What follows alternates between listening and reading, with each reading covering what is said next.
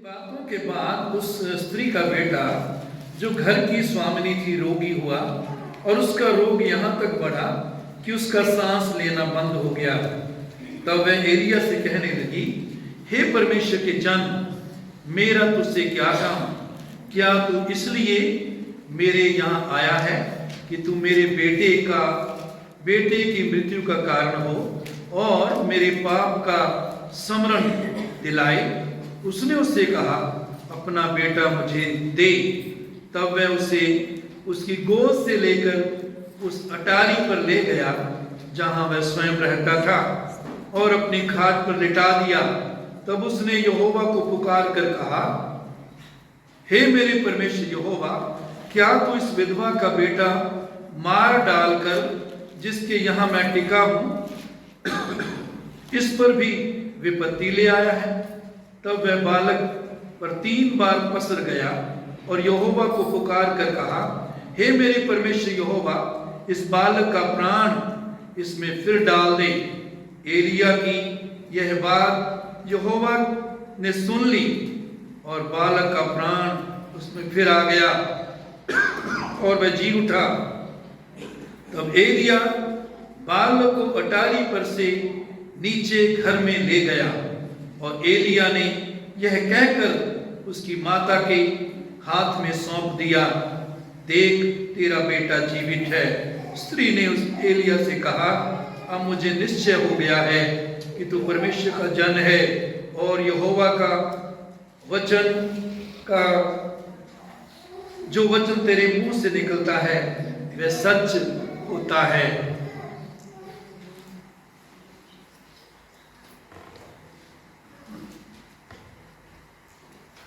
वो बड़ा काम, वो बड़ा चमत्कार करने का वायदा जो परमेश्वर ने दिया और जो वचन दिया वो पूरा हुआ। जब तक अकाल पड़ा, कुप्पी का तेल और मटके का मैदा नहीं घटा। उससे उनका तीनों का गुजारा हुआ जब तक अकाल पड़ा।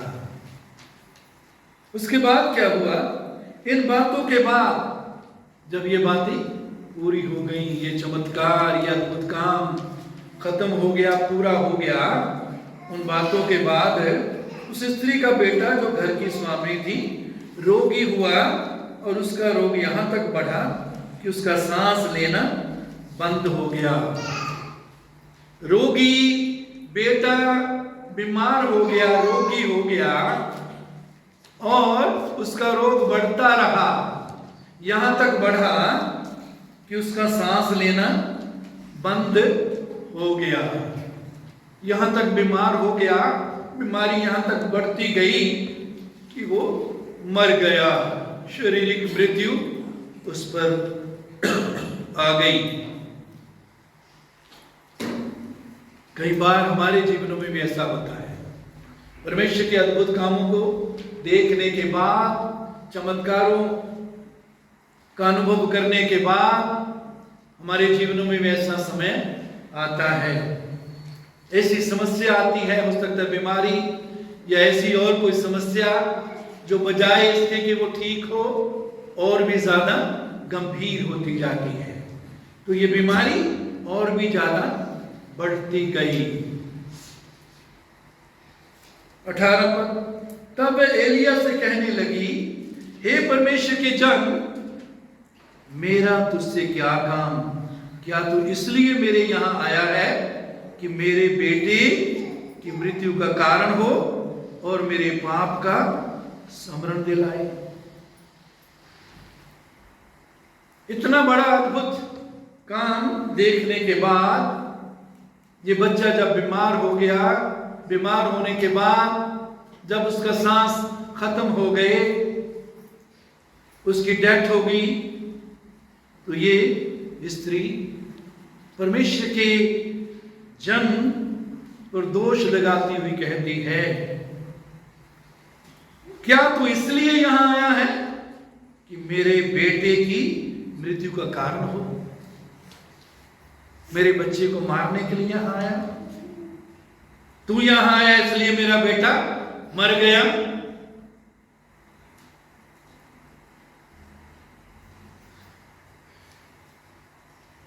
मेरे पाप का स्मरण दिलाए। मेरे चीजों, हमारे जीवन में भी जब कोई समस्या आती है तो हम भी आसानी से उस समस्या के लिए एक दूसरे पर दोष लगाने लग जाते हैं। इसके कारण ये बीमारी आई, इसके कारण ये मौत आई। मेरे अजीजों, इस संसार में बहुत सी चीजें हम देखते हैं जो जैसी दिखती हैं वैसी वो नहीं होती। देखने में कुछ और दिखती हैं, लेकिन उनकी असलियत, उनकी वास्तविकता कुछ और होती है। इसलिए एकदम हम न्यायी ना बन जाए, जज ना बन जाए। इसने ये किया है, इसके आने के कारण हुआ है, इसने कुछ करवाया है। ये किसी बाबे के पास, संत के पास गया या गई, इसने ये करवाया है, उसने ये करवाया है। हम एकदम दूसरों पर दोष लगाने लगते हैं। परमेश्वर के सेवकों पर भी दोष लगाने लगते हैं।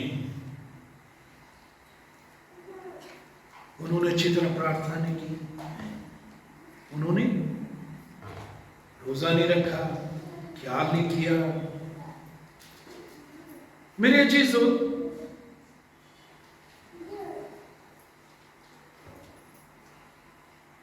सूरज आजकल कितने बजे निकलता है, कितने बजे उगता है जी?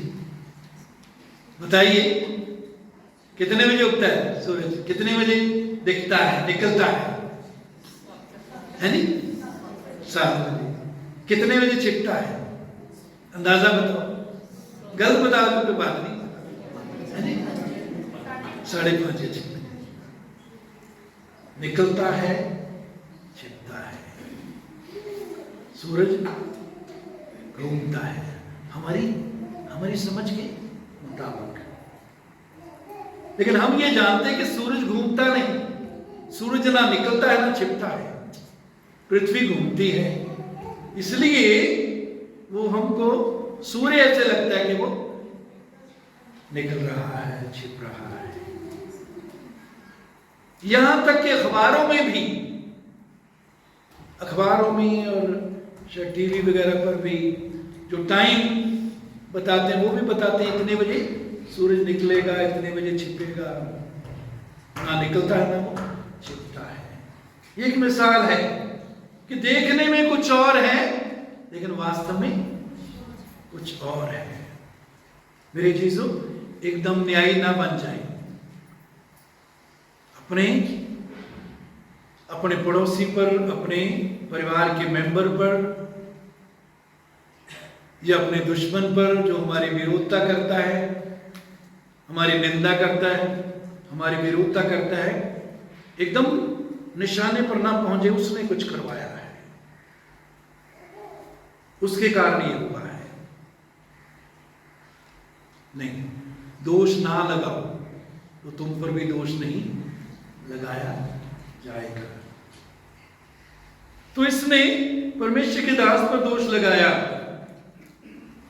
कि तू मेरे यहां आया है कि मेरे बेटे की मृत्यु तेरे कारण हो और मेरे पाप का स्मरण दिलाए। मेरे चीजों, बाइबल हमें बताती है कि आदम ने जब परमेश्वर की आज्ञा को तोड़ा, आदम जब परमेश्वर से अलग हुआ तो उसने परमेश्वर के जीवन को खो दिया। परमेश्वर के साथ जो संबंध था उसको खो दिया। दूसरे शब्द में हम कह सकते हैं, परमेश्वर ने अपना हाथ उससे पीछे हटा दिया। उसका नतीजा क्या हुआ? उस पर मौत, उस पर बीमारियां आ गई, श्राप आ गया। तो बीमारी, श्राप, मौत आने का कारण कोई दूसरे व्यक्ति नहीं, ये आदम के पाप के कारण हम पर आती है। कई बार जरूरी नहीं कि हमने ही कोई पाप किया, कोई गलती की है, हम बड़ी जल्दी दोष लगाते हैं दूसरे, उसने कुछ किया होगा, उसने किया है इसलिए इस पर बीमारी आई। हाँ, कई बार पाप के कारण भी आ सकती है बीमारी, क्योंकि जब हम पाप करते हैं, परमेश्वर को अपना हाथ, सुरक्षा का हाथ पीछे हटाना पड़ता है। परमेश्वर का हाथ पीछे हट जाता है। जब परमेश्वर का हाथ पीछे हट जाता है तो हम पर बीमारी आती है। लेकिन परमेश्वर बीमारी नहीं भेजता, परमेश्वर बीमार नहीं करता। पुराने नियम में कई बार ऐसा लगता है, लेकिन नए नियम में सब बातें जो हैं स्पष्ट साफ पता लगती है। पुराना नियम नए नियम की परछाई है।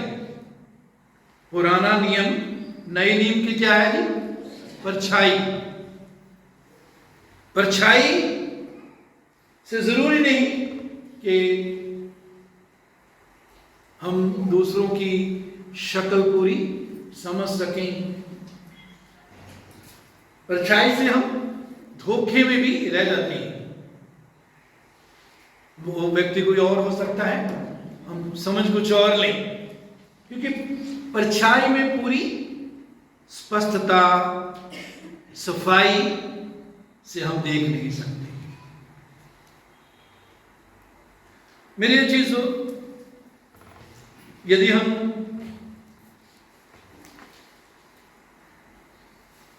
अय्यूब की पत्री 5 अध्याय, याकूब की पत्री 5 अध्याय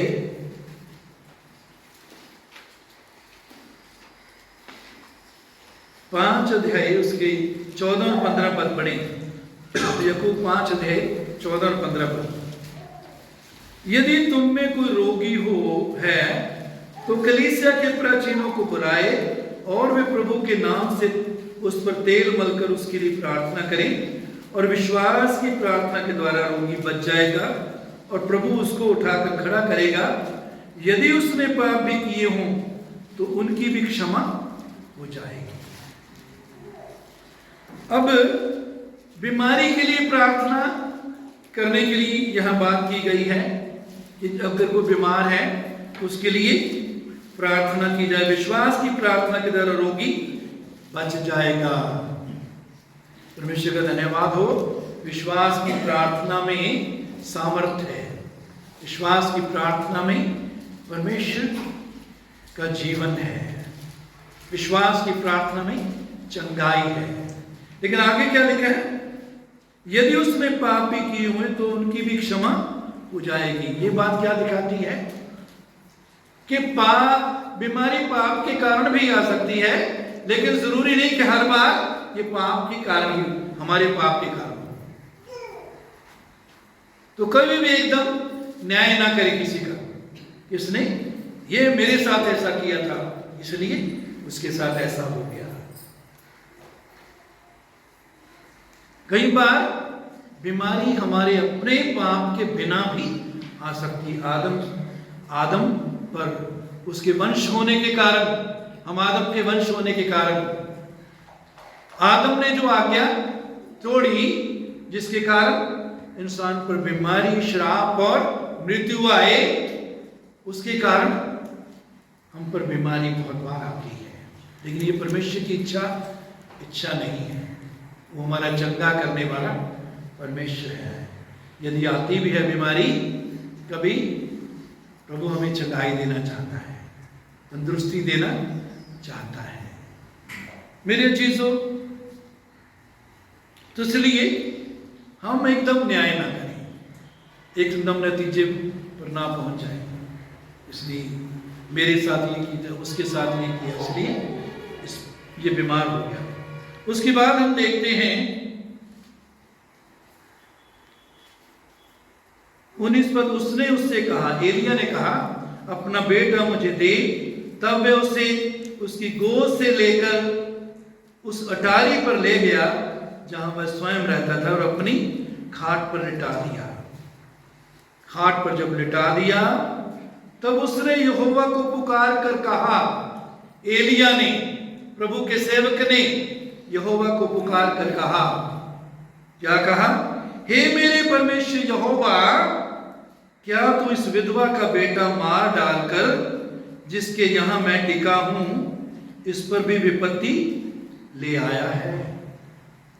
एलिया क्या कहता है? हे परमेश्वर, तूने इसके बेटे को मारा, तू इस पर विपत्ति, मुसीबत तू लेकर आया है।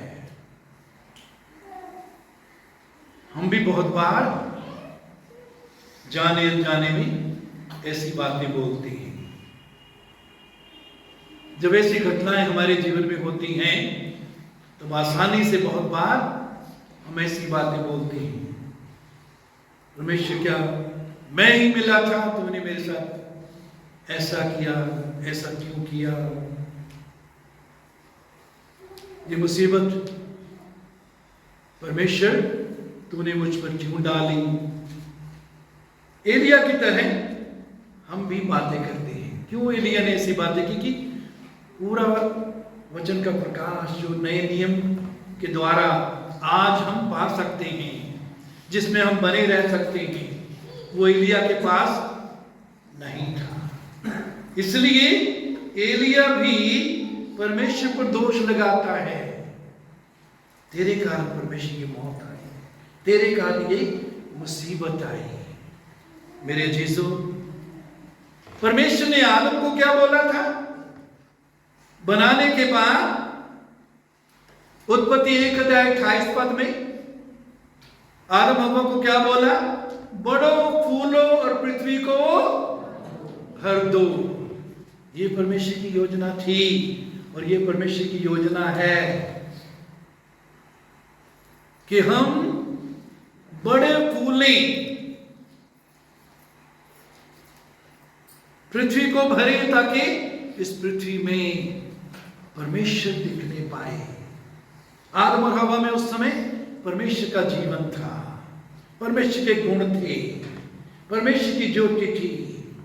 इसलिए परमेश्वर क्या चाहता था कि उनके अंदर जो जीवन था वो जीवन इस पृथ्वी पर, सारी पृथ्वी पर दिखाई दे। बड़ो फूलो पृथ्वी पर भर दो, इसका मतलब ये नहीं कि ये बिल्कुल आज की हालत में इसको ऐसे ना देखें कि परमेश्वर चाहता है हमारे बच्चे, लेकिन उसकी योजना यही थी, बड़े फूले और पृथ्वी पर। मौत का वहां नाम भी नहीं था।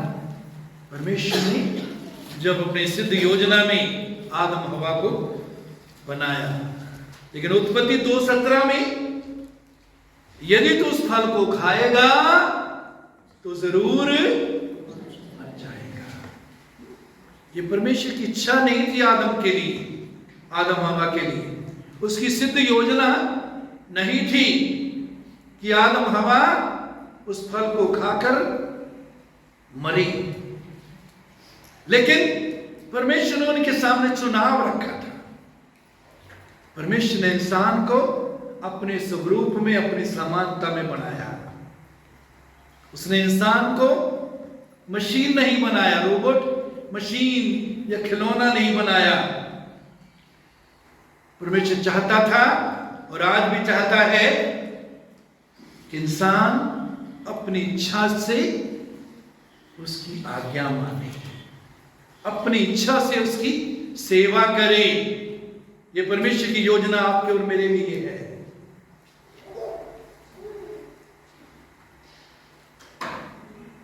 यदि हम खुद बुराई में, पाप में रहना चाहते हैं, उसमें गिरना चाहते हैं, परमेश्वर जबरदस्ती हमें रोकता नहीं। हाँ, कई बार समय देता, अनुग्रह देता है, कई बार किसी न किसी को हमारी मदद के लिए भेज देता है, लेकिन मेरे चीजों, यदि तू उस फल को खाएगा तो जरूर मरेगा। क्यों मौत उस पर आई?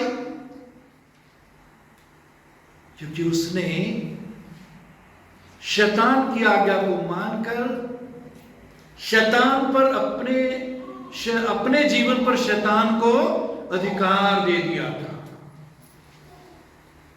परमेश्वर जीवन देने वाला परमेश्वर है। यीशु ने यूहन्ना 10:10 में क्या कहा? मैं इसलिए आया कि तुम जीवन पाओ और बहुतायत का जीवन पाओ, भरपूरी का जीवन पाओ। चोर किसी और काम के लिए नहीं, चोरी करने, नाश करने और घात करने के लिए आता है। चोर नाश करता है, घात करता है, नष्ट करता है, चोरी करता है। परमेश्वर चोरी नहीं करता, वो चोर नहीं, वो नष्ट नहीं करता। मेरे चीजों, उत्पत्ति 2:14 उत्पत्ति 2:14 यहां लिखा, मृत्यु के द्वारा उसे जिससे मृत्यु पर शक्ति मिली थी, अर्थात शैतान को निकम्मा कर दे। दोबारा पढ़ेंगे, इब्रानी 2:14, मृत्यु के द्वारा, मौत के द्वारा उसे जिससे मृत्यु पर शक्ति मिली थी। मौत पर शक्ति किसको मिली? शैतान को। मौत का कर्ता शैतान है,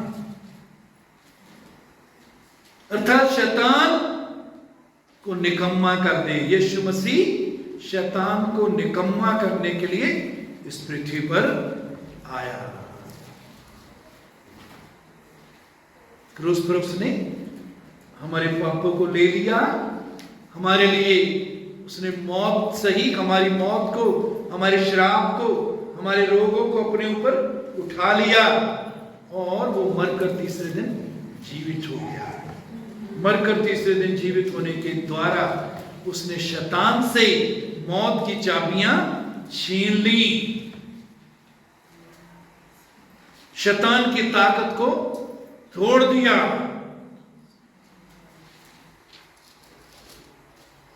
जो मसीह में उन पर दंड की आज्ञा नहीं।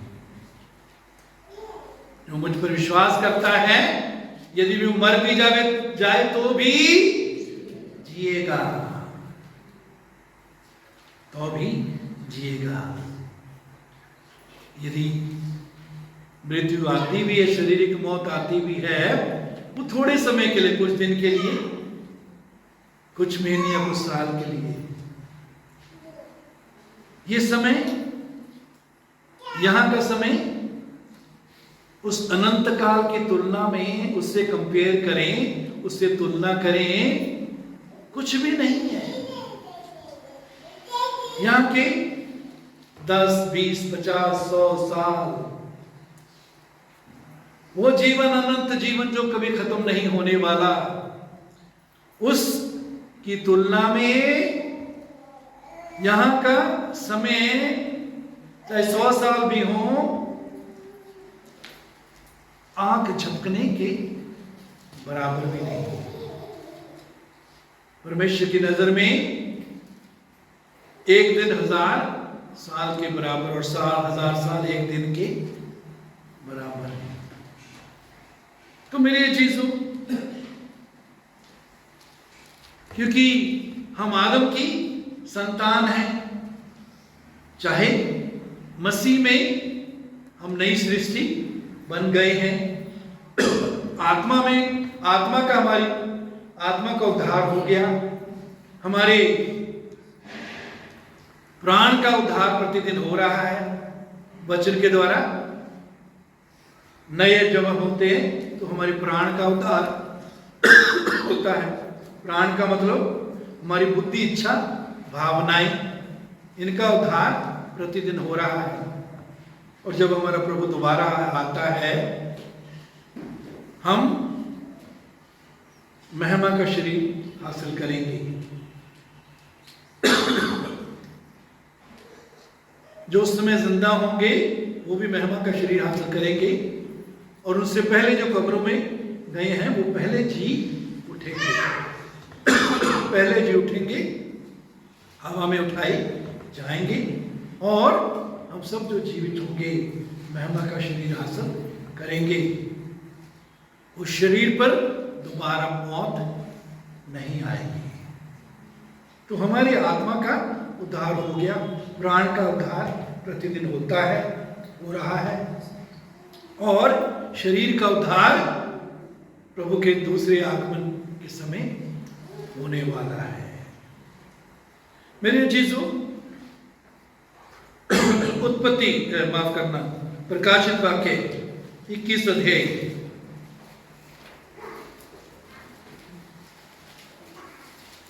प्रकाशित वाक्य 21 अध्याय 1 से 3 पद। फिर मैंने नए आकाश और नई पृथ्वी को देखा, क्योंकि पहला आकाश और पहली पृथ्वी जाती रही थी और समुद्र भी ना रहा। ये आकाश, ये पृथ्वी जाती रहेगी, खत्म हो जाएगी। ये जमीन और जमीन के काम जल जाएंगे। नया आकाश, नई पृथ्वी परमेश्वर बनाने जा रहा है, जिसमें धार्मिकता वास करेगी। ये जमीन, ये आकाश इसलिए नष्ट होंगे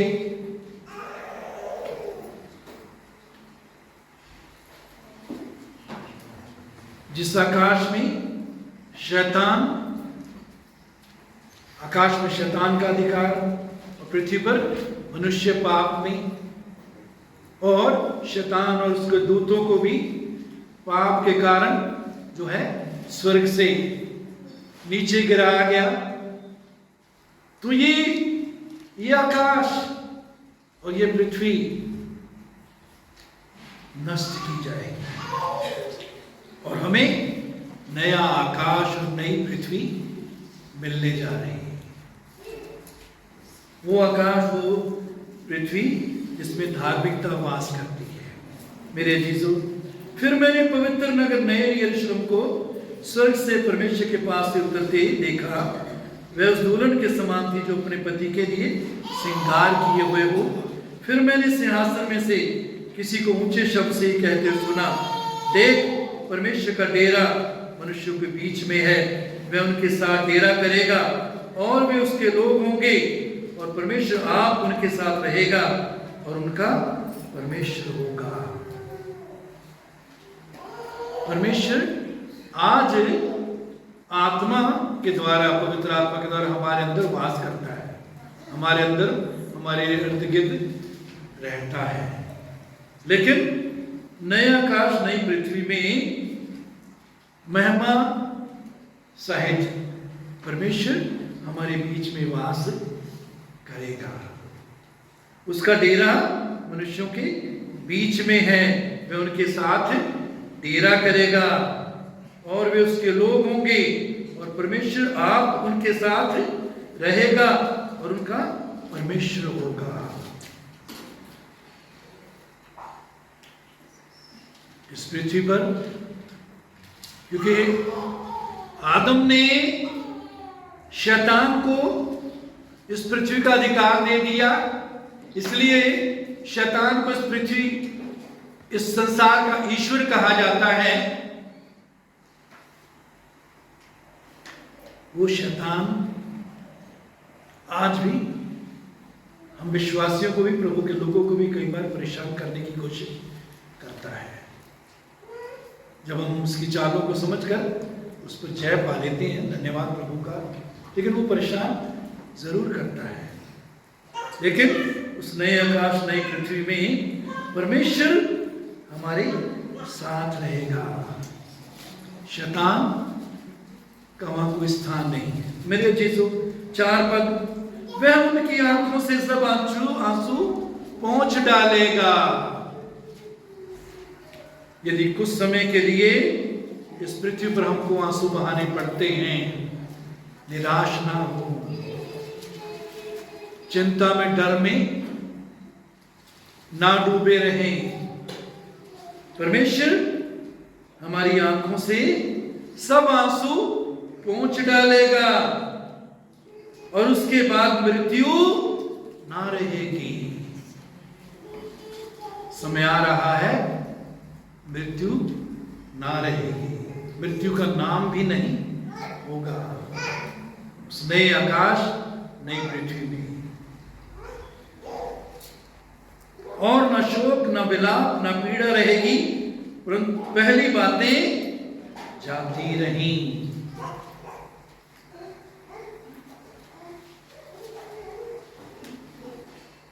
मेरे जीसू, परमेश्वर का धन्यवाद हो कि वो हमें चंगाई देने वाला, मौत से छुटकारा देने वाला परमेश्वर है। इस पृथ्वी पर रहते हुए यदि मौत का हमें सामना करना भी पड़ता है, हमारे परिवार के मेंबरों को, हमारे अजीजों को, हाँ, बिछड़ने का दर्द होता है, लेकिन याद रखें, ये मृत्यु, अगर शारीरिक मृत्यु आती भी है, ये थोड़े समय के लिए है। ये जुदाई थोड़े समय के लिए होती है और इस शारीरिक मौत के द्वारा हमारी प्रमोशन, हमारी उन्नति होती है। पौलुस प्रभु का दास कहता, जी तो चाहता है मैं मसीह के पास जा रहा हूं, मसीह के पास चला जाऊं, लेकिन इस शरीर में रहना तुम्हारे लिए और भी ज्यादा बेहतर है। जी क्या चाहता है कि मैं मसीह के पास चला जाऊं, वहां आनंद की भरपूरी है, प्रभु की उपस्थिति महिमा सहित है।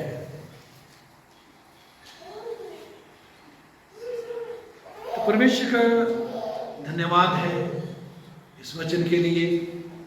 आज परमेश्वर जो हमें सिखा रहा है, कभी भी कोई किसी पर कष्ट आता है, हम पर कष्ट आता है, ना एक दूसरे पर दोष लगाए, ना परमेश्वर पर दोष लगाए। याकूब में लिखा है, जो दुखी हो क्या करे, प्रार्थना करे, जो आनंदित हो वो भजन करे।